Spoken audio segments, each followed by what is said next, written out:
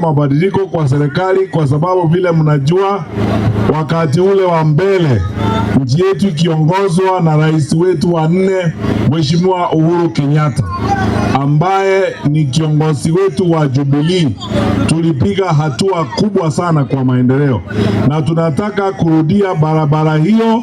Tuhakikishe kwamba banapo majaliwa ya Mwenyezi Mungu tutafanya yale ambayo itawezekana kwenda mbele na maendeleo hayo yote.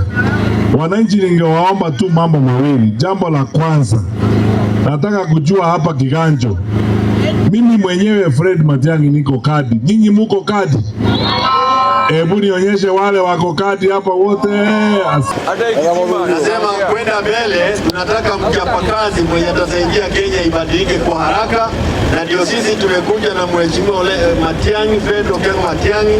Amekuwa kwa serikali ya Uhuru, amefanya kazi yale maendeleo mnaona huko, mambo ya hospitali, yeye alikuwa kule wakifanya pamoja na Uhuru, na tungetaka hiyo kazi iendelee.